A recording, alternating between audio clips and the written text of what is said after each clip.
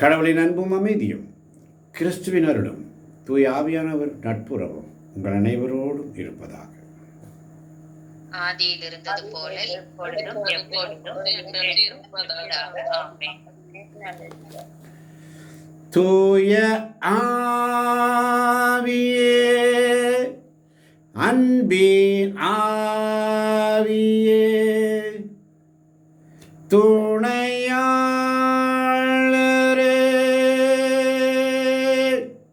தேற்றும் தெய்வமே, ஊற்று தண்ணீரே, உள்ளம் ஏங்குதையா, வரவேண்டும் வல்லவரே, நல்லவரே, தூய ஆவியே, அன்பின் ஆவியே, துணையாளரே, தேற்றும் தெய்வமே, ஊற்று தண்ணீரே, உள்ளம் ஏங்குதையா, வரவேண்டும் வல்லவரே, நல்லவரே. திருத்துதர் பணிகள் 1ஆம் அதிகாரம் 1-2 வசனங்களை வாசிக்கும் பொழுது, தெயோபில் அவர்களே, இயேசு தாம் தெரிந்து கொண்ட திருத்தூதர்களுக்கு, இயேசு தாம் தெரிந்து கொண்ட திருத்தூதர்களுக்கு அவர்கள் தூய ஆவியின் துணையோடு செய்ய வேண்டியவற்றை குறித்து அறிவுறுத்திய பின் முன்னேற்றம் அடைந்தார். அல்லேலூயா. திருத்தூதர்களுக்கு சொன்ன வார்த்தை இயேசு. நாம் அனைவரும் இயேசுவின் சீடர்கள், இயேசுவின் சகோதரர்கள், இயேசுவின் நண்பர்கள். திருத்தூதர்களுக்கெல்லாம் திருத்தூதர்கள் அன்னை மரியாளின் பிள்ளைகள், இயேசுவின் பிள்ளைகள், ஆண்டவரால் முன்குறித்து வைக்கப்பட்ட பிள்ளைகள், தூய ஆவியின் துணைக்கோடு செய்து முடிக்க வேண்டிய காரியங்களை இன்று நமக்கு ஆண்டவர் வெளிப்படுத்துகிறார். ஆமென்.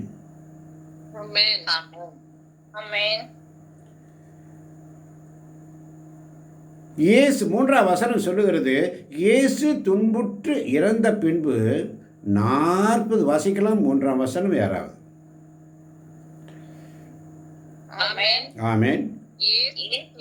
துன்புற்று இறந்த பின்பு 40 நாட்களாக அவர்களுக்கு தோன்றி இறையாட்சியை பற்றி கற்பித்தார். பல தெளிவான சான்றுகளால் தாம் உயிரோடு இருப்பதை காண்பித்தார். இயேசு துன்புற்று இறந்த பின்பு 40 நாட்களாக அவர்களுக்கு தோன்றி இறையாட்சியை பற்றி கற்பித்தார். பல தெளிவான சான்றுகளால் தாம் உயிரோடு இருப்பதை காண்பித்தார். ஆமென். ஆமென்.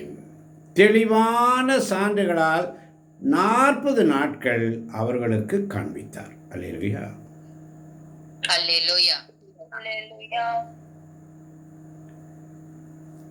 4ஆம் வசனம் மிக அழகாக சொல்கிறது, அவர்களோடு சேர்ந்து அவர்களிடம் நீங்கள்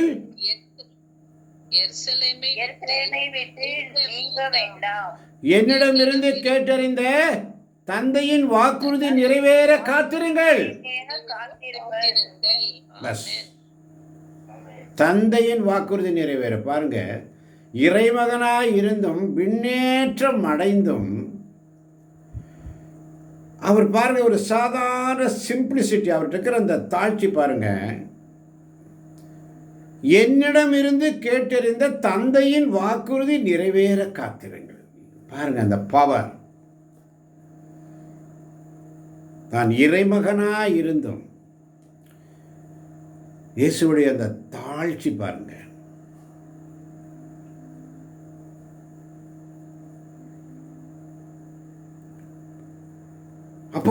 கேட்குறாங்க சீடர்கள் 6ஆம் வசனத்தில், பின்பு அங்கே கூடியிருந்தவர்கள், வாசிக்கலாம் 6ஆம் வசனம், யாராவது ஒருவர். ஆமென். பின்பு அங்கே கூடியிருந்தவர்கள் அவரிடம், ஆண்டவரே, இஸ்ரேலுக்கு ஆட்சி உரிமையை மீண்டும் பெற்றுத்தரும் காலம் இதுதானோ என்று கேட்டார்கள். பின்பு அங்கே கூடியிருந்தவர்கள் அவரிடம், ஆண்டவரே, இஸ்ரேலுக்கு ஆட்சி உரிமையை மீண்டும் பெற்றுத்தரும் காலம் இதுதானோ என்று கேட்டார்கள். அதற்கு அவர், என் தந்தை தம் அதிகாரத்தால் குறித்து வைத்துள்ள நேரங்களையும் காலங்களையும் அறிவது உங்களுக்கு உரியதல்ல. என் தந்தைக்கு மாட்சி அளிக்கிறார். அல்லேலூயா. அல்லேலூயா. எப்பவுமே தலைவருக்கு தான் மாட்சி, என் தந்தைக்கு மாட்சி. என் தந்தை தம் அதிகாரத்தால் குறித்து வைத்துள்ள நேரங்களையும் காலங்களையும் அறிவது உங்களுக்கு உரியது அல்ல. ஆனால் தூய ஆவி உங்களிடம் வரும்போது நீங்கள் கடவுளது வல்லமையை பெற்று எருசலேமிலும் யூதேயா சமாரியா முழுவதிலும் உலகின் கடையெல்லை வரைக்கும் எனக்கு சாட்சிகளாய் இருப்பீர்கள். அவ்வளவுதான், வேலை முடிச்சு ஆண்டவர்.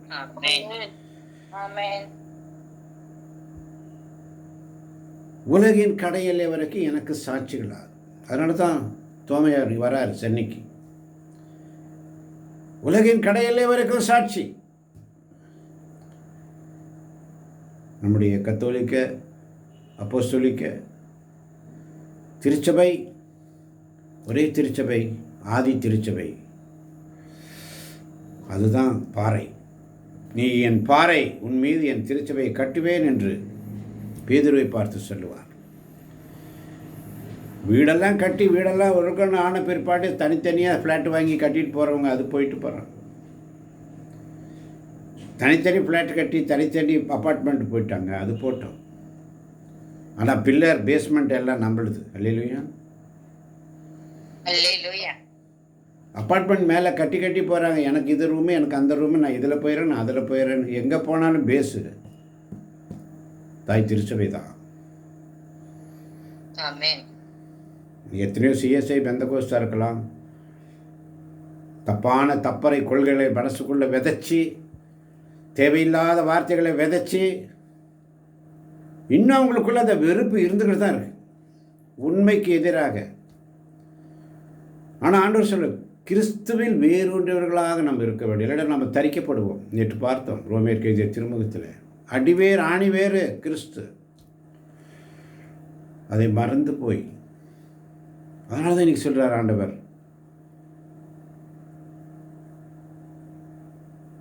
எருசலேமிலும் யூதேயா சமாரியா முழுவதிலும் உலகின் கடையிலே வரைக்கும் எனக்கு சாட்சிகளாக இருப்பீர்கள் என்று சொல்கிறார்.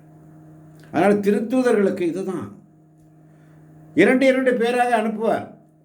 72 சீடர்களை திருத்தூதர்கள் அனுப்புவார். புறஜாதி மக்கள் எந்த பகுதிக்கும் நீங்கள் போக வேண்டாம், இஸ்ரேலிருந்து பிளவுபட்டு ஒதுக்கப்பட்ட மக்களிடத்திலே நீங்கள் போங்க. அப்படின்ற அர்த்தம் என்ன என்று சொன்னால், அதற்காக ஒரு தேவ மைந்தனை ஆண்டவர், தேவ பிள்ளையை ஆண்டவர் தெரிந்தெடுத்தார். அவர்தான் திருத்தூதர் பவுல். அவருக்கு தான் அந்த வேலை. அவரை தேர்ந்தெடுக்கும் போது ஆண்டவர் சொல்கிறார், உனக்காக செப்பரேட் டாஸ்க் இருக்குது. என்ன டாஸ்க் இருக்குது? அல்லேலூயா.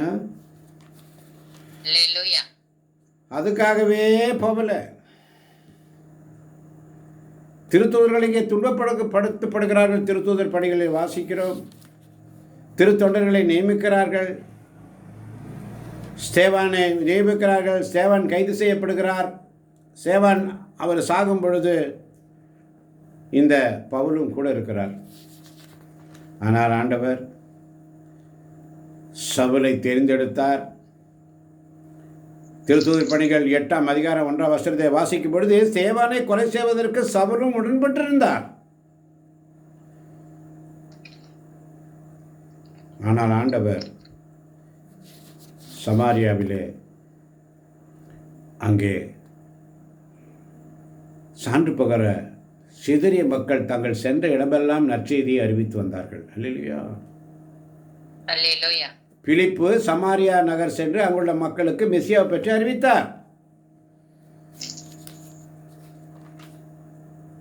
இப்போ சவுலுடைய அழைப்பு திருத்தூதர் பணிகள் 9ஆம் அதிகாரத்திலே பார்க்கிறோம். சவுலுடைய அழைப்பு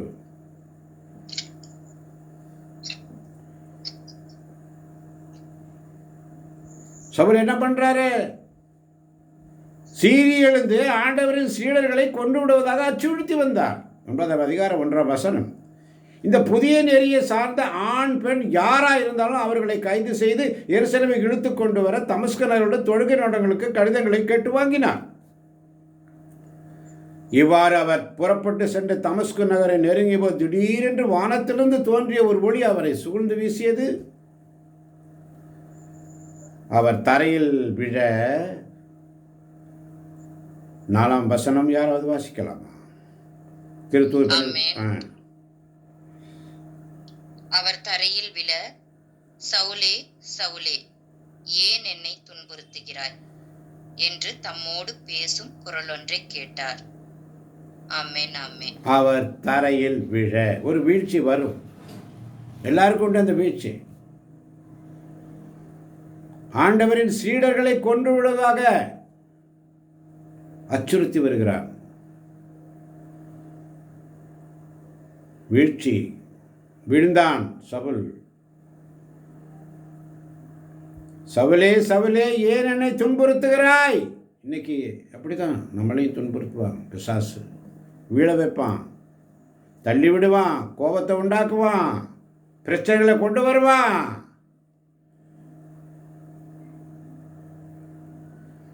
ஆண்டவர் சொல்றார்,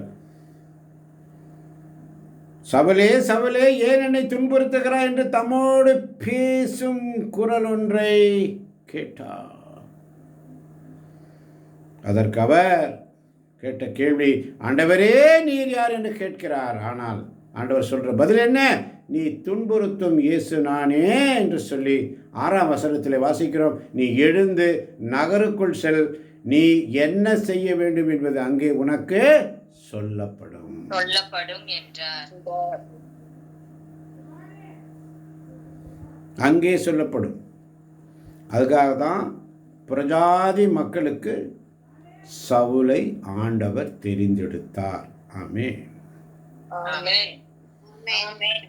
இந்த விஷயத்தை உங்களுக்கு சொல்றதுக்கு தான் இவ்வளோ ஸ்டார்டிங்ல இருந்து சொல்ல வேண்டியிருந்துச்சு, 12 நிமிஷம். ஆமென்.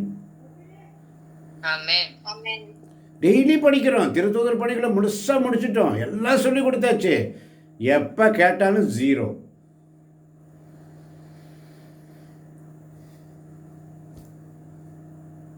ரொம்ப கஷ்டமாக இருக்கும். ஆவியானவர்கிட்ட கேளுங்க, சொல்லி தருவார். மறந்துட்டியா? மறுபடியும் ஆவியானவரே நான் மறந்து போயிட்டேன் ஆண்டவரே, நீங்கள் சொல்லிக் கொடுங்கப்பா, கற்றுத்தாரேன் இயேசுவே, ஆண்டவரே எனக்கு கற்றுக் கொடுங்க, நான் டெய்லி மறந்து போகிறேன், நீங்கள் சொல்லித்தரேன். அவருடைய சிந்தனையில் இருக்கணும். அல்லேலூயா.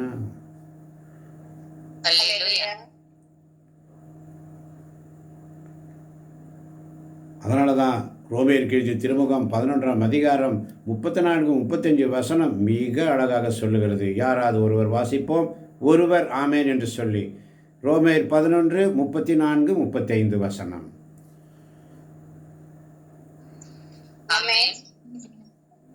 ஆமென். ஏனெனில் ஆண்டவரின் மனத்தை அறிபவர் யார்? அவருக்கு அறிவுரையாளராய் இருப்பவர் யார்? ஏனெனில் ஆண்டவரின் மனத்தை அறிபவர் யார்? அவருக்கு அறிவுரையாளராய் இருப்பவர் யார்? தமக்கு கைமாறாக ஏதாவது கிடைக்கும் என முன்னதாகவே அவரிடம் கொடுத்து வைத்தவர் யார்? கைமாறாக ஏதாவது கிடைக்கும் என முன்னதாகவே அவரிடம் கொடுத்து வைத்தவர் யார்? ஆண்டவருடைய மனசு அறிபவர் யார்? இன்னைக்கு நம்மளாம் அப்படிதான் நினைக்கிறோம். ஏதோ நம்ம அவருக்காக, மனுஷனுக்காக வேலை செய்கிறோம் நினைக்கிறோம். ஆண்டவருடைய மனசு அறிபவர் யார்? அவருக்கு அறிவுரையாளராய் இருப்பவர் யார்? தமக்கு கைமாறு ஏதாவது கிடைக்கும் என முன்னதாகவே அவரிடம் கொடுத்து வைத்தவர் யார்? ஒன்றுமில்லையே. எல்லாம் வாயில் அப்படியே ஃபயர் அடிக்கிறோம். ஃபயர் காத்துல போகுது, திரும்பி வராது. காற்றை பிடிப்பதற்கு சமம், எல்லாம் வீண். 36ஆம் வசனம் சொல்லப்படுகிறது, அனைத்தும் அவரிடமிருந்தே வந்தன. வாசிப்போம் 36ஆம் வசனம் வேகமாய். அனைத்தும் அவரிடமிருந்தே வந்தன, அவராலேயே உண்டாயின, அவருக்காகவே இருக்கின்றன, அவருக்கே என்றென்றும் மாட்சி உரித்தாகுக. ஆமென். ஆமென். அனைத்தும் அவரிடமிருந்தே வந்தன, அவராலேயே உண்டாயின, அவருக்காகவே இருக்கின்றன, அவருக்கே என்றென்றும் மாட்சி உரித்தாகுக. ஆமென். ஆமென். ஆமென். ஆமென். அனைத்தும் அவரிடமிருந்து வந்தாச்சு. உன்னுடைய நேரத்தை ஆண்டவர் கொடுக்கறதுக்கு நீ கணக்கு பார்க்குற? ஆண்டவருக்கு கொடுக்க வேண்டிய நேரத்தை நீ கணக்கு பார்க்குற? நான் என் இஷ்டத்துக்கு தான் வருவேன். 6:30 மணிக்கு வரமாட்டேன், 7 மணிக்கு தான் வருவேன். நான் காலையில் வருவேன், சாயங்காலம் வரமாட்டேன். நினைச்சா வருவேன், வரணும் இல்லைன்னா வரமாட்டேன். ஆண்டவரின் மனதை அறிபவர் யார்? அவருக்கு அறிவுரையாளராய் இருப்பவர் யார்? தமக்கு கைமாற ஏதாவது கிடைக்கும் என முன்னதாக அவரிடம் கொடுத்து வைத்தவர் யார்? என்னமோ அவருக்காக ரொம்ப கஷ்டப்பட்டு. அனைத்தும் அவரிடமிருந்தே வந்தன, அவராலேயே உண்டாயின, அவருக்காகவே இருக்கின்றன, அவருக்கே என்றென்று மாட்சி உரித்தாகுக. ஆமேன் என்று வேதம் சொல்லுங்க. ஆமென். ஆமென். ஆமென். அவருக்கு மாத்திரம். அதனால தான் திருத்துவப்படுகிற என் தந்தையின் திருவுளத்தை, என் தந்தையுடைய வாக்கு, என் தந்தைக்காக, என் தந்தை அருள் கூர்ந்தார் என்று யாரும் ஒன்றும் செய்ய முடியும். எல்லாம் அப்பாவை தான் மகிழ்ச்சிப்படுத்துகிறார், தன் தந்தை. தந்தையாம் கடவுளுக்கு மாட்சி. அதனால தான் ரோமர் 12 அழகாக சொல்லப்பட்டிருக்கிறது, கடவுளுடைய திருவுளத்தை முன்னிட்டு. அவருடைய திருவுளம் என்ன? சங்கீதம் 27:4 வாசிக்கிறோம், நான் ஒரு விண்ணப்பம் செய்தேன், அதையே நான் நாடி தேடுவேன். என்ன விண்ணப்பம்? ஆண்டவருடைய சமூகத்தில் வந்து உண்மையான வாசிக்கலாம். நான் ஆண்டவரிடம் ஒரு விண்ணப்பம் செய்தேன், அதையே நான் நாடி தேடுவேன். ஆண்டவரின் இல்லத்தில் என் வாழ்நாள் எல்லாம் நான் குடியிருக்க வேண்டும். ஆண்டவரின் அழகை நான் காண வேண்டும். அவரது கோவிலில் அவரது திருவுளத்தை கண்டறிய வேண்டும். ஆமென். ஆமென். அவரது கோவிலில் அவரது திருவுளத்தை. தமக்கு கைமாறு ஏதாவது கிடைக்கும் என்று முன்னதாகவே ஆண்டவர்கிட்ட எதுவும் நம்ம கொடுத்து வைக்கல, எல்லாம் அவர் நம்ம கொடுத்தது. அதனால தான் ரோமர் 12:2 அழகா சொல்லுது, இந்த உலக போக்கின்படி ஒழுகாதீர்கள், மாறாக உங்கள் உள்ளம் புதுப்பிக்க பெற்று மாற்றம். எங்கே? இங்கே மாறுச்சா? இல்லையே, அப்படியே தான் இருக்கிற. மாறவே மாட்டேங்குது. கொஞ்சமாவது ஆசீர்வாதத்தை மட்டும் ஆண்டவரே ஆண்டவரே ஆண்டவரே ஆண்டவரே ஆண்டவரே அது வாங்கினா நீயே வேறையா. அனைத்தும் அவரிடமிருந்தே வந்தன என்பதை நாம் உணர்வதில்லை. அவராலே உண்டாயின என்பதை நாம் உணரவில்லை. அவருக்காகவே இருக்கின்றன என்பதை நான் உணரவில்லை. அவருக்கே என்றென்றும் மாட்சி உரித்ததாக வேண்டும் என்று நாம் உணர்வதில்லை.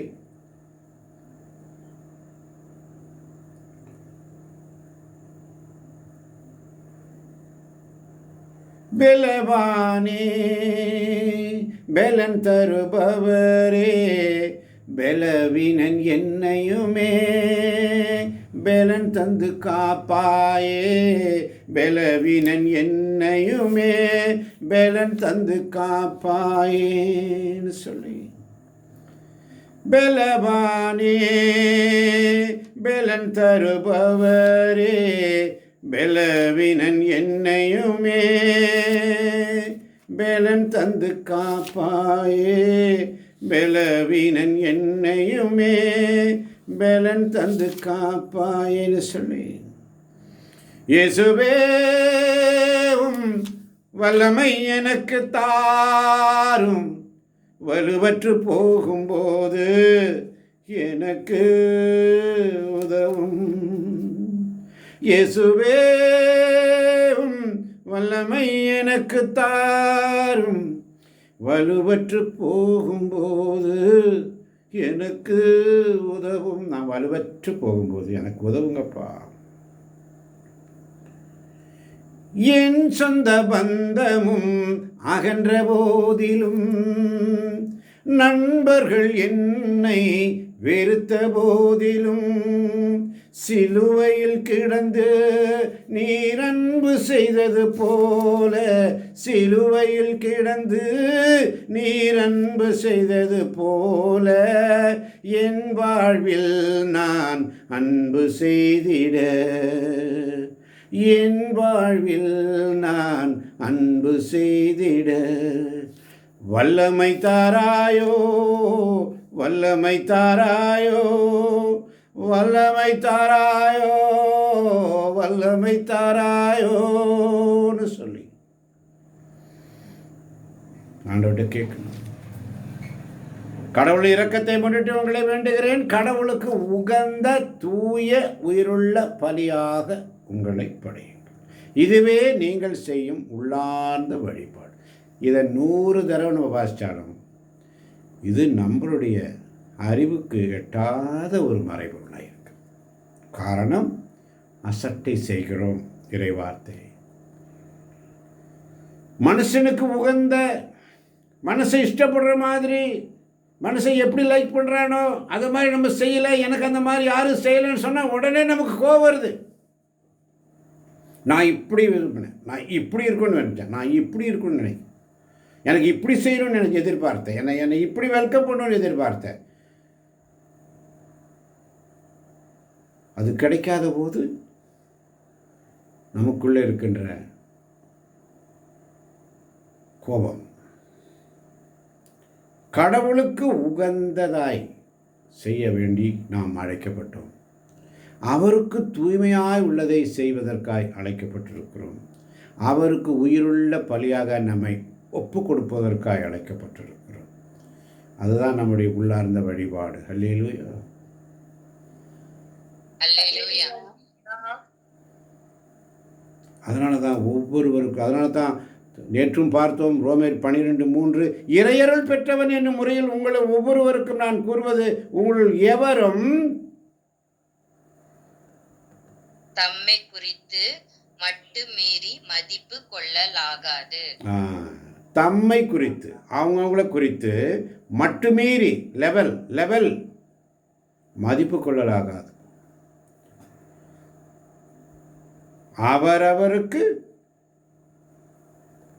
கடவுள் வரையறுத்து கொடுத்த நம்பிக்கையின் அளவுக்கேற்ப ஒவ்வொருவரும் தம்மை மதித்து கொள்ளட்டும். ஆமென். ஒவ்வொருவரும் தம்மை மதித்துக் கொள்ளும். Self respect.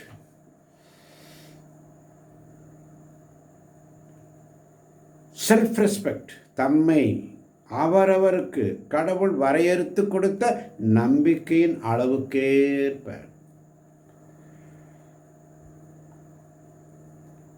அதனால தான் 8ஆம் வசனத்தில் பார்க்கிறோம், கற்றுக் கொடுப்போர் கற்றுக் கொடுப்பதிலும் ஊக்கமூட்டுவோர் ஊக்கம் தருவதிலும் தமக்குள்ளதை வழங்குவோர் தாராளமாய் கொடுப்பதிலும் தலைமை தாங்குவோர் முழு ஆர்வத்தோடு செயல்படுவதிலும் இரக்க செயல்களில் ஈடுபடுவோர் முகமலர்ச்சியோடு அவற்றை செய்வதிலும் தாம் பெற்ற அருள் கொடைகளை பயன்படுத்த வேண்டும். ஆமேன் ஆமேன். ஆமென் ஆமென். இது உணர்ந்துட்டோம்னா நம்ம எல்லாருமே வாழும் பரிசுத்தர்கள் தான். அல்லேலூயா, அல்லேலூயா. செத்த பிற்பாடு புனிதப்பட்ட வாங்க வேண்டிய அவசியம் இல்லை. இந்த உலகத்தில் இருக்கும்போதே புனிதர்களாக வாழ முடியும். ஆமேன் ஆமென். நமக்கு அளிக்கப்பட்ட அருள் கொடைக்கேற்ப இறைவாக்குரைக்கும் கொடை பெற்றிருந்தால் நாம் கொண்டிருக்கும் நம்பிக்கைக்கேற்றவாறு அதை பயன்படுத்த வேண்டும். தொண்டாற்றும் கொடையை நாம் பெற்றிருந்தால் அதை தொண்டு புரிவதற்கு பயன்படுத்தணும். தொண்டாற்றும் கொடையை நாம் பெற்றிருந்தால் அதை தொண்டு புரிவதற்கு அதை போட்டு பூட்டி வைக்கக்கூடாது. தொண்டாற்றுதல், மற்றவர்களுக்கு உதவி செய்தல், சுயநலமாக இல்லை, மற்றவர்களுக்கு தொண்டு, மற்றவர்களுக்கு சேவை. கற்றுக் கொடுப்போர் கற்றுக் கொடுப்பதிலும், ஊக்கமூட்டுவோர் ஊக்கம் தருவது. ஊக்கமூட்டணும், ஒருத்தர் மற்றவரை ஊக்கமூட்டணும். மாறாக யாரையும்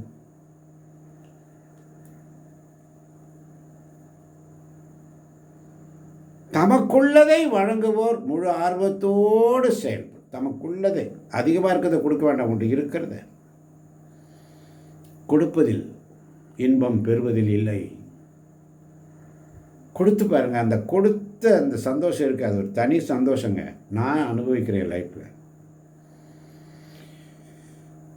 கொடுத்து பாருங்க, கொடுக்காமையே இறுக்கி பிடிச்சி வச்சுக்கிட்டு என்ன கொண்டு வந்தாய் நீ கொண்டு செல்ல, எதை கொடுத்தாயோ அது இங்கேயே பெற்றுவிட்டாய். இன்று உன்னுடையது, நாளை அது வேறொருடையது. அழகா சொல்லப்படுகிறது.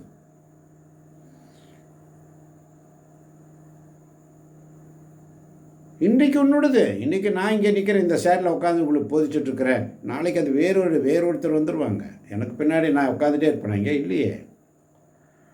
அப்போ வேறொருவருடையது.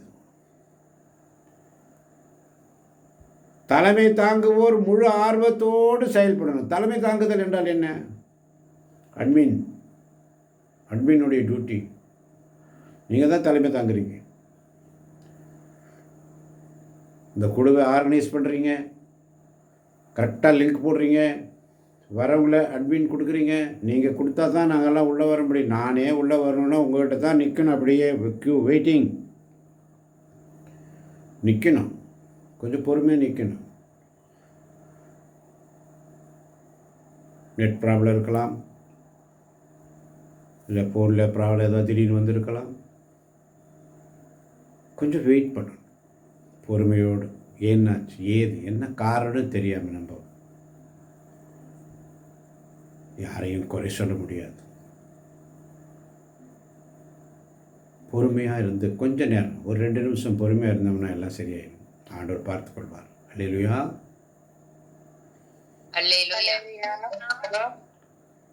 தலைமை தாங்குவோர் முழு ஆர்வத்தோடு செயல்படணும். இரக்க செயல்களில் ஈடுபடுவோர் முகமலர்ச்சியோடு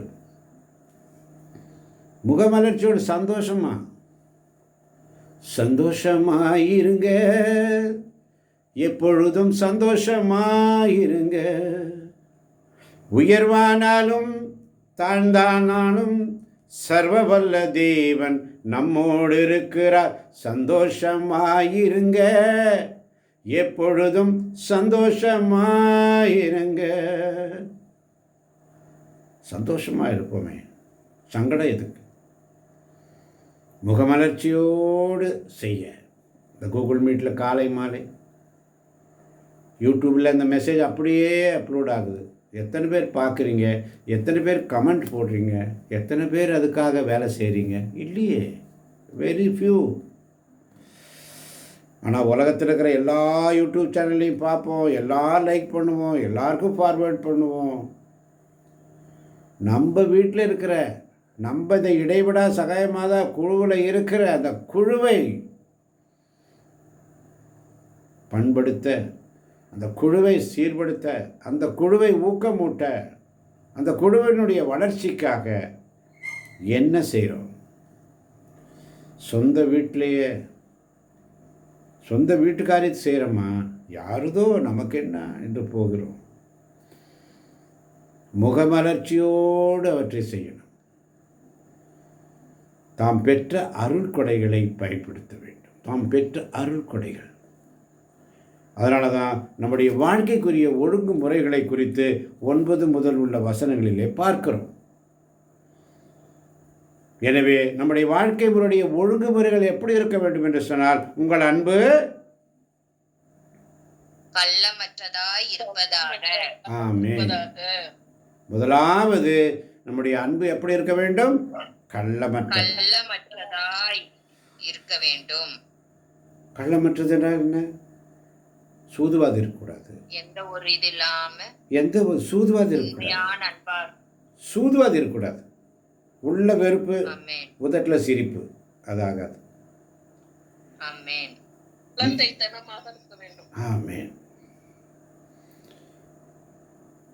கள்ளமற்றதாக இருக்கணும், திருட்டுத்தனமாக இருக்கக்கூடாது. உள்ளத்தில் இருக்க தான் வாய் பேசும். இப்போ உள்ளத்தில் ஒருத்தர் மேலே கோபம் இருந்துச்சுன்னா அது வெளியில் அவங்கள பற்றி பேசும்போது கோபமாக தான் வரும். அவங்க மேலே உள்ளத்தில் அன்பு இருந்தால் வெளியில் பேசும்போது அந்த அன்பு வெளியில் வரும். அல்லேலூயா. அப்போ உங்கள் அன்பு கள்ளமற்றதாக இருப்பதாக, தீமையை வெறுத்து நன்மையையே பற்றி கொள்ளுங்கள். தீமையை வெறுத்து நன்மையையே பற்றி கொள்ளுங்கள். படிக்கிறோம், தீமையை ஒதுக்கிறோம். நன்மை நன்மை தீமை ரெண்டு ஆண்டவர் வச்சார் ஏதேனும் தோட்டத்தில். இந்த மரத்தின் கனியை சாப்பிடாதனா அதைத்தான் சாப்பிடுவோம், இது வேண்டானா அதைத்தான் செய்வோம், இதை செய்யாதனா அதைத்தான் செய்வோம். தீமையை வெறுத்து நன்மையை பற்றி கொள்ளுதல். 10ஆம் வசனம் இன்னும் அழகாக சொல்லுது, உடன்பிறப்புகள் போன்று ஒருவருக்கொருவர் உளங்கனிந்த அன்பு காட்டுங்கள். பஸ் உடன்பிறப்புகள் போல் சகோதர சகோதரிகளே. 12ஆம் அதிகாரம் 1ஆம் வசனத்தில் அழகா சொல்லுது, சகோதர சகோதரிகளே, எனக்கு அன்பார்ந்த தேவ ஜனமே, சகோதர சகோதரிகளே, யார் என் தாய், யார் என் சகோதரர், யார் என் சகோதரிகள்? ஆண்டுடைய வார்த்தைகளை கேட்டு என் தந்தையின் திருவுளத்தை நிறைவேற்றுகிறவர்களே என் தாயும் என் சகோதரர்களும் சகோதரிகளும்.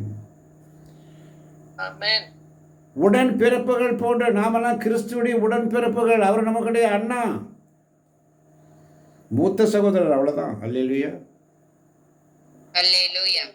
நம்ம அவருடைய தம்பி தங்கச்சிங்க, அவ்வளவுதான். மணவாளன் மணவாட்டி எப்படி வச்சுக்கலாம். உடன்பிறப்புகள் போன்று ஒருவருக்கு ஒரு உளங்கனிந்த அன்பு. உளம் கனிந்த அன்பு, சும்மா உதட்டளவு அன்பு இல்லை. காட்டுங்கள், காட்டுங்க. பிறர் உங்களை விட மதிப்புக்கு உரியவர் என எண்ணுங்கள். நம்ம சின்ன வயசாக இருக்கலாம், பெரியவங்களா இருக்கலாம், பெரியவங்களா இருக்கலாம், சின்னவங்களா இருக்கலாம். பிறர் யாராக இருந்தாலும் சரி, சின்னவங்களாக இருந்தாலும் சரி, பெரியவங்களாக இருந்தாலும் சரி, அவங்கெல்லாம் மதிப்புக்கு உரியவர் என எண்ணுங்கள். எல்லாருக்குமே அந்த சுய மரியாதையை யாரும் இழக்க மாட்டாங்க, யாரும் பிடிக்காது, யாரும் விட்டு கொடுக்க மாட்டாங்க. சின்ன பிள்ளை கூட, சின்ன குழந்தைகிட்ட கூட வாங்க போங்கன்னு பேசி பாருங்கள், அது நம்மகிட்ட வாங்க போங்கன்னு பேசும். அந்த குழந்தைகிட்ட எந்த அளவுக்கு அன்பு காட்டுறமோ அந்த அளவு அதை நமக்கு ரிஃப்ளெக்ட் பண்ணும். அதை குச்சி எடுத்து அடிக்கிறது மிரட்டிட்டு இருந்தானே போயா வேலையை பார்த்துட்டுன்னு போயிடும். அதே அந்த குழந்தைய அன்போடு அரவணைச்ச மாதிரி நம்ம பேசுகிறோம்னா அது நம்மளை விட்டு போகாது. ஆமென். பிறர் உங்களை விட மதிப்புக்குரியவர் என எண்ணுங்கள். பிறர் தான் சொல்லப்பட்டிருக்குதுங்க, பெரியவங்க சின்னவங்கன்னு சொல்ல. உங்களுக்கு மேலே இருந்தாலும் கீழே இருந்தாலும் பிறர் தான். ஆமென். பிறர், இந்த வார்த்தை பிறர் நல்லா புரிஞ்சுக்கோங்க. யாராக இருந்தாலும், சின்னவங்க இருந்தாலும் பெரியவங்க இருந்தாலும், பிறர் உங்களை விட மதிப்புக்கு, எல்லாருக்கும் அவங்கவுங்க மதிப்பு பெருசு தான் எண்ணுங்கள். 11ஆம் வசனம் வாசிக்கலாம். விடாமுயற்சியோடும் ஆர்வமிக்க உள்ளத்தோடும் ஆண்டவருக்கு பணிபுரியுங்கள். விடாமுயற்சியோடும் ஆர்வமிக்க உள்ளத்தோடு வரணும். கூகுள் மீட்டில் ப்ரேயருக்கு வரும்போது வேண்டா வெறுப்பாக வரக்கூடாது, கடமைக்காக வரக்கூடாது. விடாமுயற்சி, ஒரு நாள் கூட ஆப்சென்ட் ஆகக்கூடாது. நான் விடாமுயற்சி, நான் என் ஆண்டவருக்கு என் தேவைகளை சந்திக்கிறவர் அவர், எனக்காக யுத்தம் பண்ணுறவர் அவர். என் ஆண்டவருக்காய் ஆண்டவரின் இல்லத்திற்கு போவோம் என்ற அழைப்பை நான் கேட்ட பொழுது அகமகிழ்ந்தேன் என்று சங்கீதம் 122:1 வாசிக்கிறோம். ஆண்டவருடைய இல்லத்திற்கு போவோம் என்ற அழைப்பு யாராக இருந்தாலும் சரி விடாமுயற்சியோடு போகணும். ஒரு நாளைக்கு வந்துட்டு 9 நாளைக்கு ஆப்சன்ட். விடாமுயற்சியோடும் ஆர்வமிக்க உள்ளத்தோடும் ஆண்டவருக்கு பணிபுரியுங்கள். அல்லேலூயா.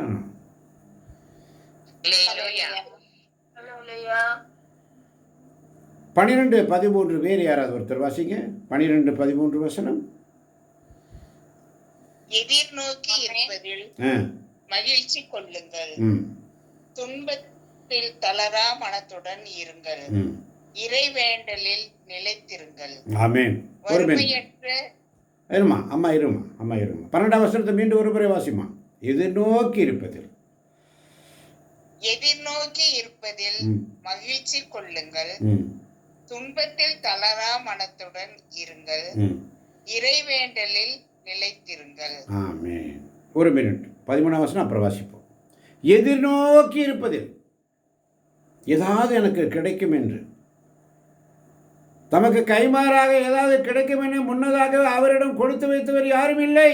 அனைத்தும் அவரிடமிருந்தே வந்தன, அவராலே உண்டான, அவருக்காகவே இருக்கிறன, அவருக்கு என்றென்று மாட்சி. அப்போ நம்முடைய எதிர்நோக்கி இருப்பதில் மகிழ்ச்சி. அல்லேலூயா.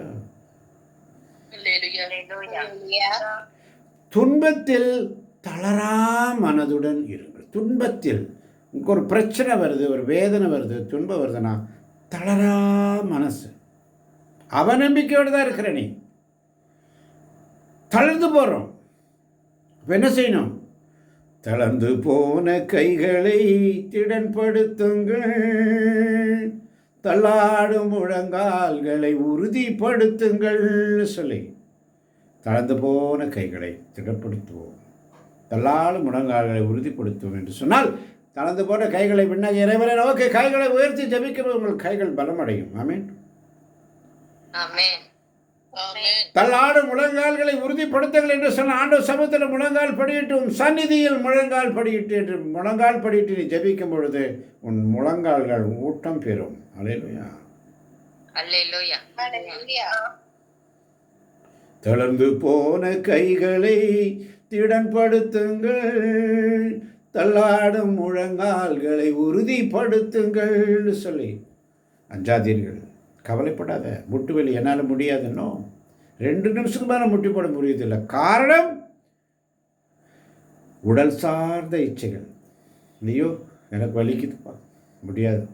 முடியும் என்று முட்டி போட்டு பாருங்க, உன்னால் முடியும்.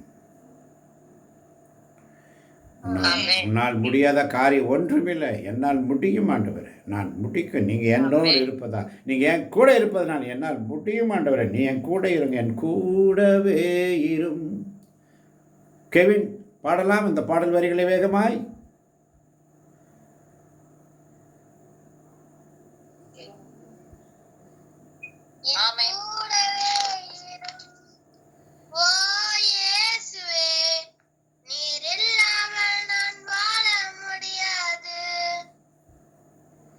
என் பக்கத்திலே இரும். பாடுங்க. என் பக்கத்திலே இரும்.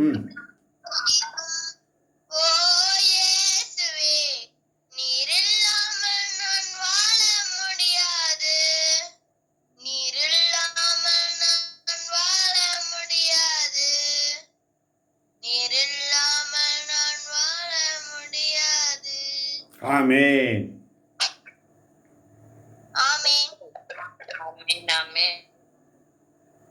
நீர் இல்லாமல் நான் வாழ முடியாது. அந்த குழந்தை பாருங்க எவ்வளோ டான சுவிட்ச் போட்ட மாதிரி பாடுது. நமக்கு எல்லாருக்குமே தெரியும், ஆனால் ஆவியானவர் அந்த குழந்தைய தான் பாட வைக்கிறார். 2ஆம் கிளாஸ் படிக்கிற பையன், 5ஆம் கிளாஸ் படிக்கிற பசங்க 2 பேர் சகோதரர்கள், இன்னும் அழகாக வசனத்தை வாசிக்குதுங்க. வாசி தம்பி. ரோமர் 12ஆம் அதிகாரம் 12ஆம் வசனம். ஆமென். எதிர்நோக்கி இருப்பதில் மகிழ்ச்சி கொள்ளுங்கள், துன்பத்தில் தளரா மனதுடன் இருங்கள், இறை வேண்டுதலில் நிலைத்திருங்கள்.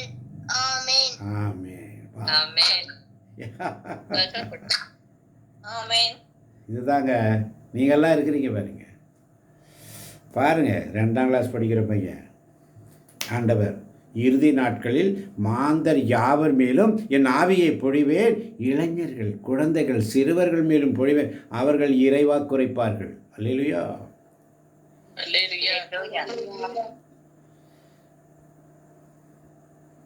எதிர்நோக்கி இருப்பதில் மகிழ்ச்சிகள். ஆமென். அந்த சத்தம் பாருங்க எப்படி வந்து விண்ணகத்திலிருந்து வந்த மாதிரி இருக்குது. அல்லேலூயா.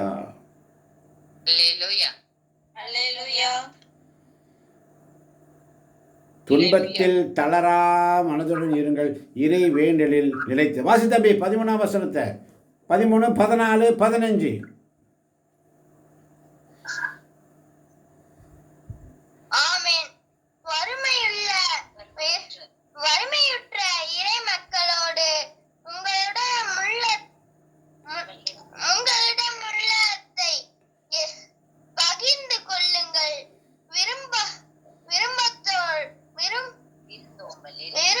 விருந்தோம்பலில் கருத்தாயிருங்கள். உங்களை துன்புறுத்துவோருக்கு ஆசி கூறுங்கள். ஆம், ஆசி கூறுங்கள். சபிக்க வேண்டாம். மகிழ்வோரோடு மகிழுங்கள். அழுவாரோடு அழுங்கள். நீங்கள் ஒரு மனதவராய் இருங்கள். உயர்மன பான்மை உயர்வு மனப்பான்மை கொள்ளாமல் தாழ்நிலையில் உள்ளவர்களோடு நன்கு பழகுங்கள். நீங்கள் உங்களையே அறிவாளிகள் என கருது பெருமிதம் கொள்ள வேண்டாம். ஆமென். ஆமென். மீண்டும் வாசி தம்பி, மீண்டும் வாசி. வறுமையுற்ற இறை மக்களோடு. வறுமையுற்ற இறை மக்களோடு உள்ளத்தை பகிர்ந்து கொள்ளுங்கள்.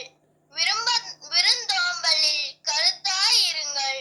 உங்களை துன்புறுத்துவோருக்கு ஆசீர் கூறுங்கள். ஆம், ஆசீர் கூறுங்கள். சபிக்க வேண்டாம். மகிழ்வோரோடு மகிழுங்கள். அழுவாரோடு அழுங்கள். நீங்கள் ஒரு மனதவராய் இருங்கள். உயர் மனப்பான்மை கொள்ளாமல் நிலையில் உள்ளவரோடு நன்கு பழகுங்கள். நீங்கள் உங்களையே அறிவாளிகள் என கருதி பெருமிதம் கொள்ள வேண்டாம். ஆமென், ஆமென். கரங்களை தட்டி, கரங்களை தட்டி, எல்லாரும் கரங்களை தட்டி.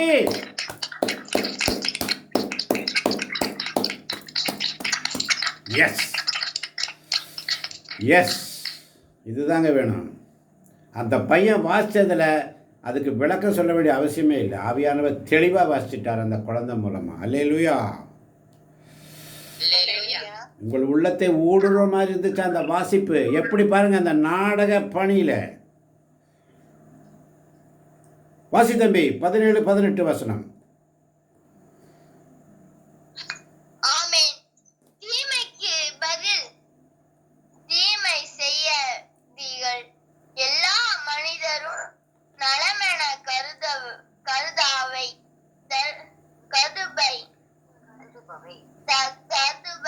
பற்றியே எண்ணுங்கள். இயலுமானால் உங்களால் முடிந்த வரை எல்லோரோடும் அமைதியுடன் வாழுங்கள். அன்பார்ந்தவர்களே, பழி வாங்காதீர்கள். அதை கடவுளின் சினத்திற்கு விட்டுவிடுங்கள். ஏனெனில் மறைநூலில் எழுதியுள்ளவாறு பழி வாங்குவதும் கைமாறு அளிப்பதும் எனக்கு உரியன என்கின்றார் ஆண்டவர். மீண்டும் ஒருவர் வாசிக்கலாம். 17, 18, 19. மீண்டும் ஒருவரை வாசி தம்பி. தீமை செய்யாதீர்கள். எல்லா மனிதரும் நலமென கருதப்பவை பற்றியே எண்ணுங்கள். இயலுமானால் உங்களால் முடிந்தவரை எல்லோரோடும் அமைதியுடன் வாழுங்கள். பழகுங்கள். அன்பார்ந்தவர்களே, பழி வாங்காதீர்கள். அதை கடவுளின் விடுங்கள். ஏனெனில் மறைநூலில் எழுதியுள்ளவாறு பழி வாங்குவது கைமாறு அளிப்பதும் கைமாறு அளிப்பதும் எனக்கு உரியன என்கின்றார் ஆண்டவர். ஆமென். ஆமேன். பாருங்க என்ன அழகா வாசிப்பு, எவ்வளோ அழகா வாசிப்பு. மியூட் போட்டுக்கோங்க. அல்லேலூயா. அல்லேலூயா. இந்த மாதிரி வாசிப்பு நீங்கள்லாம் வாசிச்சிங்கன்னா எவ்வளோ அழகாக இருக்கு. அந்த வாசிப்பில் பாருங்கள் ஒரு அதிகாரம். எஸ், நான் ஆண்டவருடைய வார்த்தையை வாசிக்கிறேன். சிறுவன் சாமுவேல், ஆண்டவர் கூப்பிடுறாரு. சிறுவன் சாமுவேல் சாமுவேல் சாமுவேல் 3 தடவை கூப்பிடுறாரு, தெரியல. 3ஆவது தடவை ஏலி சொல்கிறாரு, இந்த குரலை கேட்டா ஆண்டவரே பேசும், அடியேன் கேட்கிறேன் என்று சொல். ஆண்டவருடைய சத்தம் வருது, பேசுகிறான். ஆண்டவரே பேசும், அடியேன் கேட்கிறேன். இந்த குழந்தையுடைய குரல் என்ன ஒரு கம்பீரமான குரல், என்ன ஒரு அதிகாரமான குரல், என்ன ஒரு தாட்சியான குரல். அப்படியே டக்கு டக்கு டக்கு டக்குன்னு 2ஆம் கிளாஸ் படிக்கிற பையன். பார்த்தீங்களா, ஆண்டவர் வழி நடத்துவார் தேவ பிள்ளைகளே. 20ஆம் வசனத்தை வாசி தம்பி மீண்டும். நீயோ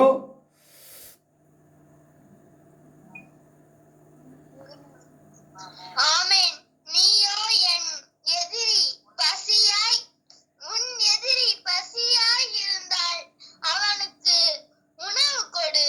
அவன் தாகத்தோடு இருந்தால் ஆறு செய்வதால் அவன் தலைமேல் எரித்தாளை குவிப்பாய். குவிப்பாய். தீமை உங்களை வெல்ல விடாதீர்கள். நன்மையால் தீமையை வெல்லுங்கள். ஆமென். மீண்டும் வாசிங்க 20-21. நீயோ நீயோ உன் எதிரி பசியாய் இருந்தால் அவனுக்கு உணவு கொடு. அவன் தாகத்தோடு இருந்தால் அவன் குடிக்கக் கொடு. இவ்வாறு செய்தால் செய்வதால் அவன் தலைமேல் எரித்தழலை குவிப்பாய். தீமை உங்களை வெல்ல விடாதீர்கள். நன்மையால் தீமையை வெல்ல விடுங்கள். வெல்லுங்கள். ஆமென். ஆமென். இப்போ தம்பி நீங்கள் இந்த வசனம் படிச்சீங்க, 14லேருந்து படிச்சீங்க. நீங்கள் படித்ததில் என்ன புரிஞ்சுக்கிட்டீங்க? ஏதாவது ஒரு சின்ன விஷயம் நீங்கள் என்ன புரிஞ்சுக்கிட்டீங்க, அதை மட்டும் கொஞ்சம் சொல்லுங்கள். இதெல்லாம் நம்மெல்லாம் தீமை செய்யாம இருக்கணும். எல்லாருக்குமே நம்ம பழி வாங்க கூடாது. பசியோட இருக்கிறவங்களுக்கு நம்ம எதிரியா இருந்தா கூட அவங்களுக்கு பசியா இருந்தா அவங்களுக்கு சாப்பாடு கொடுக்கணும். அவங்க தாகமா இருந்தா அப்படின்னா தண்ணி கொடுக்கணும்.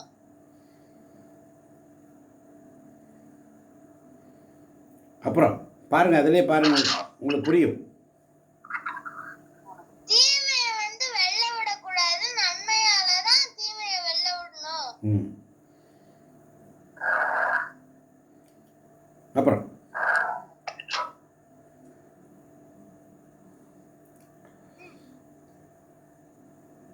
நீங்க சிரிக்கிறவங்க கூட சிரிக்கணும். அழுகணும். அழுவாரோடு பெரியவங்க அவங்க நடக்க கூடாது. நீங்க எல்லாருமே தாழ்ந்தவங்க தான். ஆமென். ஆமென். அப்புறம்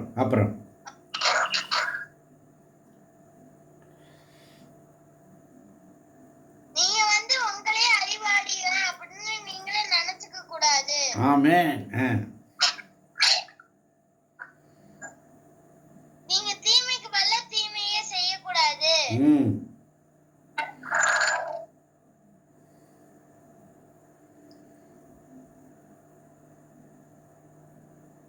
சொல்லுங்க. உங்களால முடிஞ்ச எல்லாருக்குமே உதவி செய்ய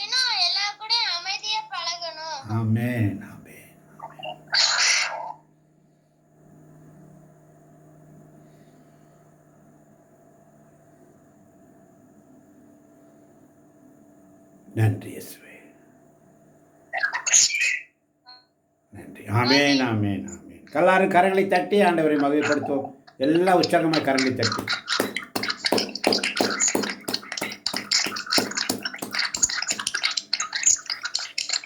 Thank you, Jesus. தேங்க்யூ தாத்தா. Thank you, Jesus சொல்லு. Thank you Jesus. அவ்வளோதாண்டி மயிலு. இது கெவின் படிச்சீங்களா இல்லை உங்கள் யார் படிச்சது?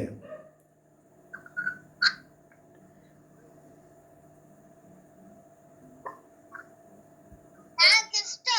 கிறிஸ்டோ அண்ணன் படிச்சு. Very good. இது 6வது படிக்கிறேன். 6வது படிக்கிறடி மயிலு. நீ நல்லா படிச்சு. கெவினை கூட்டிட்டோம். ஆமேன், ஆமேன். பரவாயில்ல, பரவாயில்ல, பரவாயில்ல, பரவாயில்ல. ஆண்டவர்களை நிறைவாக ஆசீர்வதிப்பார். மியூட் போட்டுக்கோங்க. ஹல்லேலூயா. அல்லேலூயா. Hallelujah. ஓ பரிசுத்த ஆவியே,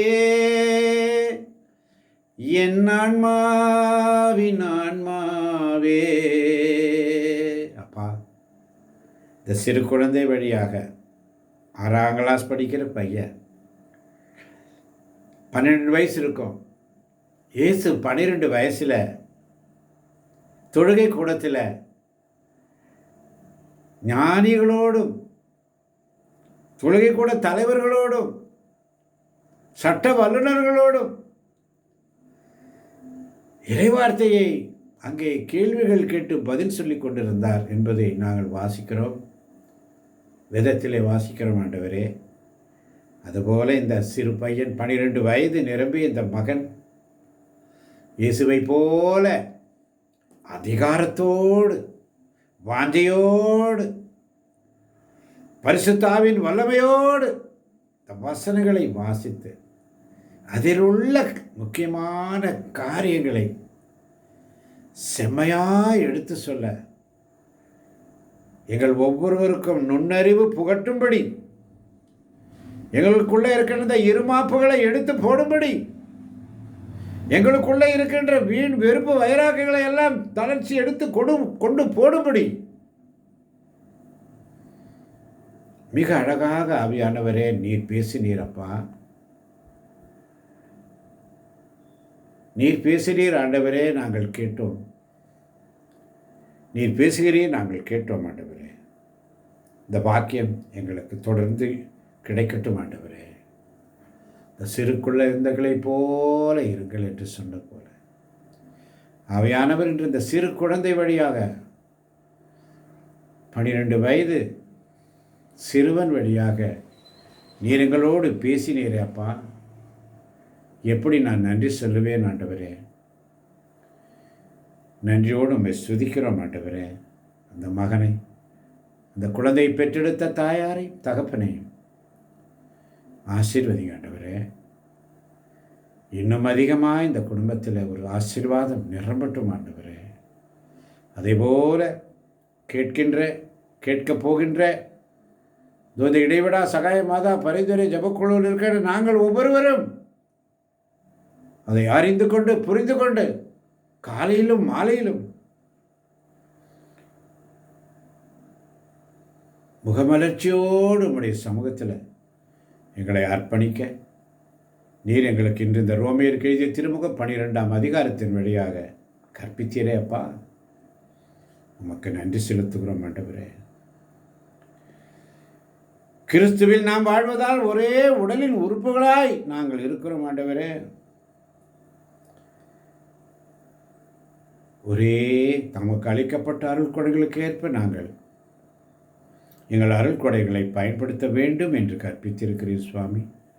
இந்த குழுவில் உள்ள ஒவ்வொரு தாய்மார்களும் பிள்ளைகளும் சகோதர சகோதரிகளும் யாரும் வீணாய் போய்விடாமல் இரக்கம் செய்வதில் இரக்க செயல்களில் ஈடுபடுவோர், தலைமை தாங்குவோர், ஊக்கமூட்டுவோர், கற்றுக் கொடுப்போர், தொண்டாற்றுவோர், இறைவாக்குரைப்போர் எல்லோரும் இருக்கிறார்கள் ஆண்டவரே.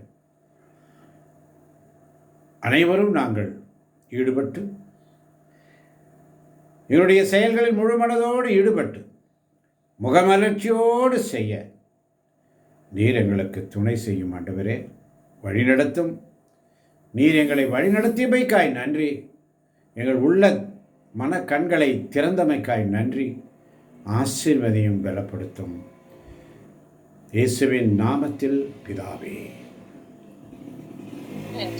ஆமென் ஆமென் ஆமென். ஆமென் ஆமென் ஆமென்.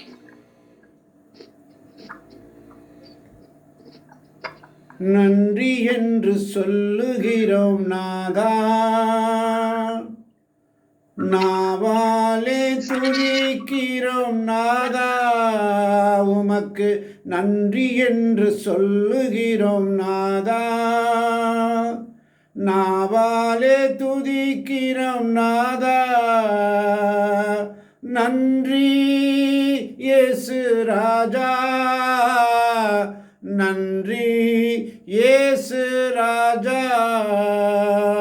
நன்றி இயேசு ராஜா, நன்றி இயேசு ராஜா.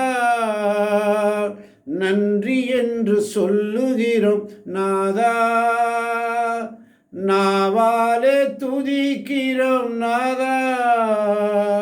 நன்றியோடு சுதிக்கிறோம், நன்றியோடு சுதிக்கிறோம் ஆண்டவரே. இந்த மாலை பொழுதில் எங்கள் ஒவ்வொருவரையும் ஆசீர்வதித்தீர், பலப்படுத்தினீர் அப்பா. உமக்கு நன்றி இயேசுவே. ஆண்டவர் உங்களோடு இருப்பாராக. உம் ஆன்மாவோடு இருப்பாராக. ஆண்டவரே இரக்கமாயிரும். ஆண்டவரே இரக்கமாயிரும். கிறிஸ்துவே இரக்கமாயிரும். கிறிஸ்துவே இரக்கமாயிரும்.